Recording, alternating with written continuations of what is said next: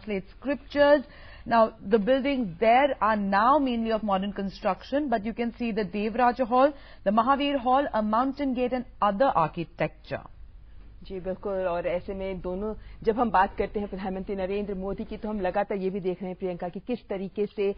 दोनों देश बौद्ध धर्म से जुड़े हुए हैं। और प्रधानमंत्री नरेंद्र मोदी खुद बौद्ध धर्म को लेकर कई बार कह चुके हैं कि ये धर्म कितना अहम है, खासकर पूरे एशिया में जिस तरीके से फैला हुआ है उसके मद्देनजर। जब हम ये कहते हैं कि 21वीं सदी एशियाई सदी हो सकती है, जैसे कि प्रधानमंत्री खुद कहते हैं, तो ऐसे में हम ये भी समझ सकते हैं कि कहीं ना कहीं ये बौद्ध धर्म भी तमाम देशों को जोड़ने का अहम काम कर सकता है। और जब बात होती है भारत और चीन के आपसी संबंधों की, तो हम जानते हैं कि जिस तरीके से भारत में बहुत सी ऐसी जगहें हैं, बहुत से ऐसे स्थल हैं जहां बौद्ध धर्म को जोर दिया जाता है, तो ऐसे में ये बहुत जरूरी हो जाता है कि जब प्रधानमंत्री नरेंद्र मोदी चीन जाते हैं और वहां पर जाकर बौद्ध मंदिर के दर्शन करते हैं और एक अहम संकेत देते हैं कि ये धर्म पूरे विश्व में, न केवल एशिया में बल्कि पूरे विश्व में शांति और सद्भाव का संकेत है और पूरे विश्व को शांति की ओर अग्रसर होना चाहिए, खासकर तब जब आतंकवाद जैसे मुद्दे न केवल भारत, न केवल चीन बल्कि विश्व के तमाम देशों को प्रभावित कर रहे हैं। आज सुबह से हमने देखा कि प्रधानमंत्री नरेंद्र मोदी ने अपने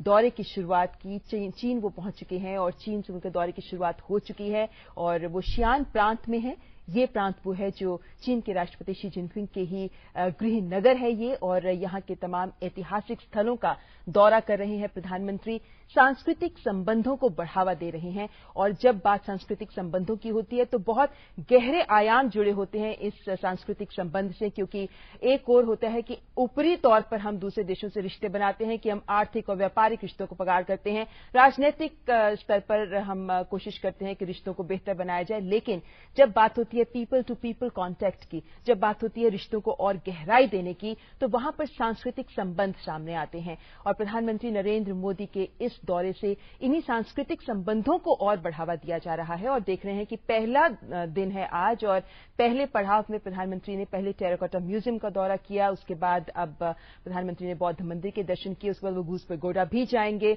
और ये तमाम ऐतिहासिक स्थल हैं जो शियान प्रांत में मौजूद हैं और यहां शियान प्रांत में पहुंचकर प्रधानमंत्री का जिस गर्मजोशी से स्वागत किया गया, उससे कहीं न कहीं आने वाले दिनों में यानी कल और परसों में जिस तरीके से दोनों देशों के बीच बातें बैठ के भी होंगी और चर्चा भी होगी और सबकी नजरें इसी बात पर हैं कि क्या भारत हासिल कर पाता है इस दौरे से और चीन किस तरीके से इस दौरे को देखता है और चीन किस तरीके से भारत के जो सवाल हैं, भारत के जो प्रश्न हैं, उनके जवाब दे पाता है। क्योंकि बहुत से ऐसे मुद्दे हैं जिन्हें हम चीन के साथ साझा करना चाहते हैं, चीन के साथ जिन पर चर्चा करना चाहते हैं। प्रधानमंत्री ने लगातार ये बात भी कही है कि दोनों देशों के बीच की जो सीमाएं हैं वो शांत सीमाएं हैं, लेकिन वहीं इस सीमा विवाद को भी और इसके हल को ढूंढने की दिशा में भी हमें और पहल तेज करनी होगी। ये कहा जा रहा है कि व्यापारिक और आर्थिक के साथ साथ सीमा और सुरक्षा से जुड़े मुद्दों पर भी दोनों देशों की नजरें रहेंगी। प्रधानमंत्री नरेंद्र मोदी आर्थिक के साथ साथ सांस्कृतिक संबंधों पर भी जोर दे रहे हैं अपने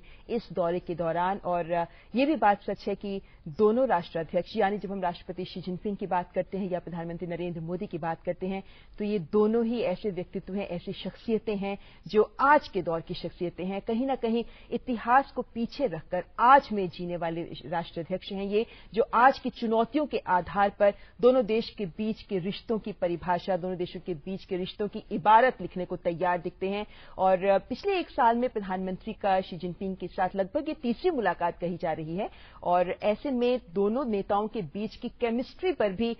सारे विश्व की नजर है, क्योंकि चीन और भारत दो बड़ी अर्थव्यवस्थाएं और एशिया की दो महाशक्तियां, और इन दोनों के बीच के रिश्तों से एशियाई क्षेत्र की शांति भी बहुत हद तक परिभाषित होती है। और इसीलिए प्रधानमंत्री नरेंद्र मोदी का ये दौरा जो आज से शुरू हुआ है, चीन पहुंच चुके हैं प्रधानमंत्री, इस दौरे पर न केवल भारत और चीन बल्कि पूरे विश्व की भी नजरें हैं। और आज भी दिन भर व्यस्त रहेगा प्रधानमंत्री का कार्यक्रम और उसके बाद जब दोनों देशों के बीच में समिट लेवल टॉक्स होंगी, जो आज राष्ट्रपति के साथ भी हैं, चीन के राष्ट्रपति के साथ प्रधानमंत्री की भी होगी, उसके बाद देखना होगा कि क्या निकलकर सामने आता है, क्योंकि सबको अपेक्षाएं हैं कि कुछ ठोस दिशा में प्रगति कर सकते हैं दोनों देशों के रिश्ते और कुछ ठोस नतीजे निकलकर सामने आ सकते हैं, क्योंकि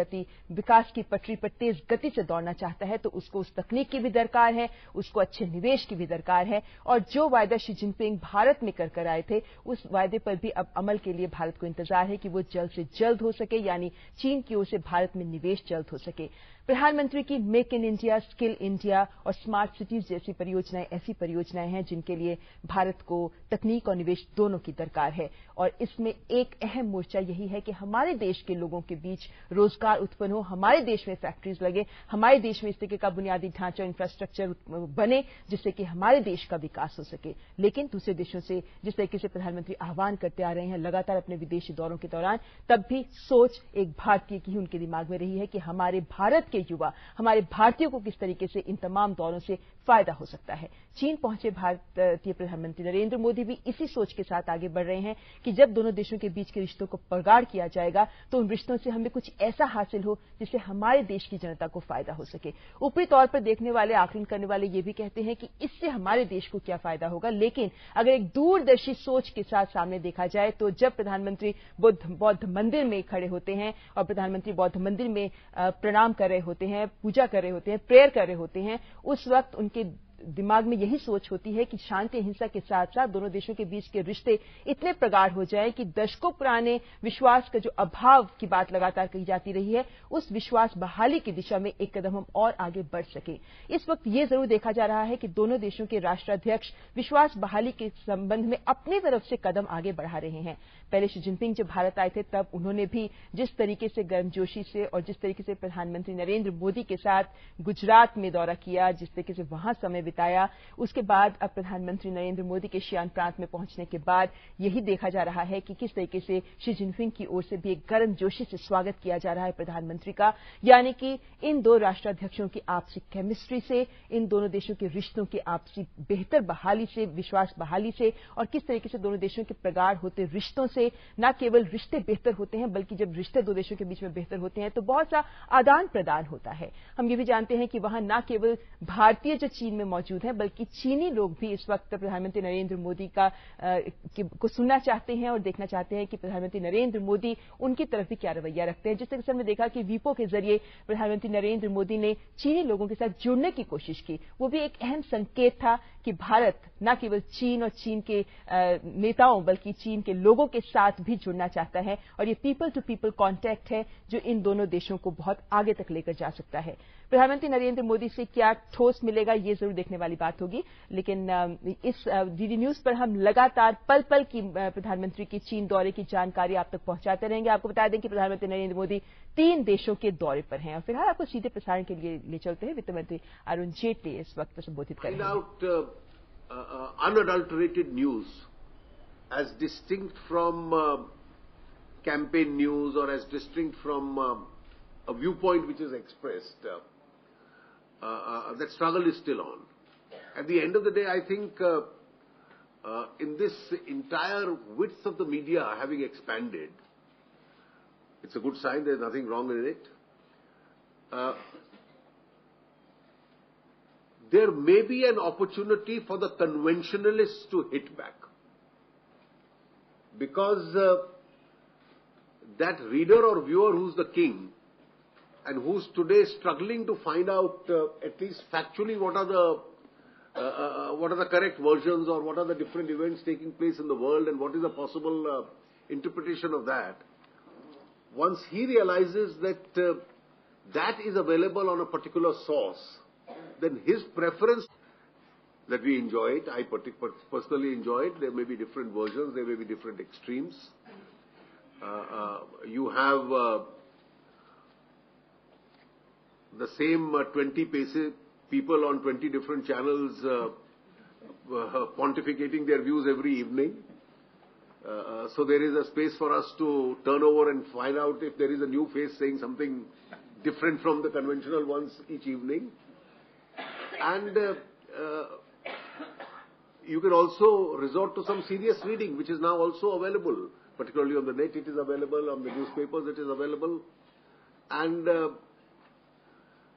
I have, in a daily schedule, also found that the mornings are a little more restrained and sober. और फिलहाल आपको सीधे वापस ले चलते हैं चीन, जहां प्रधानमंत्री नरेंद्र मोदी शियान प्रांत में इस वक्त लोगों के बीच मौजूद हैं और आप देख सकते हैं कि किस उत्साह के साथ प्रधानमंत्री का स्वागत वहां किया जा रहा है। तमाम लोग वहां मौजूद हैं क्योंकि प्रधानमंत्री इस वक्त शियान प्रांत के ऐतिहासिक स्थलों का दौरा कर रहे हैं और जहां भी वो बाहर जाते हैं वहां लोग भारी तादाद में उनका एक ग्लिम्स लेने के लिए, उनकी एक तस्वीर लेने के लिए मौजूद हैं। आप देख सकते हैं किस तरीके से प्रधानमंत्री भी उनका आह्वान कर रहे हैं और हाथ हिलाकर उनका आह्वान करते हुए प्रधानमंत्री नरेंद्र मोदी और शियान प्रांत के लोग जो इस वक्त बाहर भारी तादाद में उमड़ पड़े हैं। प्रधानमंत्री नरेंद्र मोदी के लिए आमतौर पर देखा जाता है, हालांकि उनकी सुरक्षा के बहुत जबरदस्त इंतजाम किए जाते हैं और आप देख सकते हैं सुरक्षा घेरे के बीच खड़े हैं प्रधानमंत्री, लेकिन लोगों के साथ जुड़ने का कोई मौका प्रधानमंत्री नहीं चूकते हैं और यहां भी सुरक्षा घेरे के बीच से ही सही, लेकिन वो हाथ हिलाकर लोगों का अभिवादन कर रहे हैं।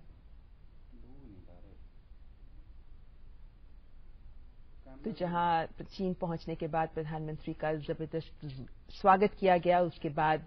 प्रधानमंत्री ने शियान प्रांत में ही ऐतिहासिक स्थलों का दौरा किया है और इस वक्त प्रधानमंत्री बाहर निकले हैं, बौद्ध मंदिर के दर्शन किए हैं प्रधानमंत्री ने। उसके बाद जब प्रधानमंत्री बाहर आए हैं तो आप देख सकते हैं कितनी भारी तादाद में लोग बाहर मौजूद हैं और प्रधानमंत्री भी हाथ हिलाकर सबका अभिवादन कर रहे हैं। पीपल टू पीपल कॉन्टैक्ट, इसको मजबूत करने की दिशा में प्रधानमंत्री नरेंद्र मोदी लगातार कार्यरत रहे हैं। तमाम देशों के साथ पीपल टू पीपल कॉन्टैक्ट को बढ़ावा देने के लिए, लोगों के बीच के आपसी रिश्तों को मजबूत करने के लिए, लोगों तक रीच आउट करने के लिए, अपने बढ़त बढ़ाने के लिए, इन सब दिशाओं में प्रधानमंत्री लगातार कार्यरत रहे हैं और कदम भी ऐसे उठाए जाते रहे हैं जैसे कि वीजा ऑन अराइवल। ऐसे इश्यूज पर, ऐसे मुद्दों पर प्रधानमंत्री ने कई देशों में जाकर ऐसी घोषणाएं की हैं और ऐसे में ये स्पष्ट दिखता है कि प्रधानमंत्री आम जनता के साथ, जिस भी देश में जाते हैं वहां आम जनता के साथ जुड़ने की कोशिश करते हैं। और अब जबकि प्रधानमंत्री अपने चीन दौरे पर हैं, आज पहला दिन है, तो यहां भी प्रधानमंत्री दोनों हाथों से अब लोगों का अभिवादन कर रहे हैं क्योंकि हर ओर आप देखें तो हर ओर लोगों का हुजूम इकट्ठा है जो प्रधानमंत्री के दर्शन करने के, प्रधानमंत्री के लिए एक तस्वीर लेने के लिए, प्रधानमंत्री को देखने के लिए यहां पर बाहर निकल कर आए हैं और प्रधानमंत्री भी इस वक्त पूरे जोश के साथ लगातार हाथ हिलाकर उनका अभिवादन कर रहे हैं।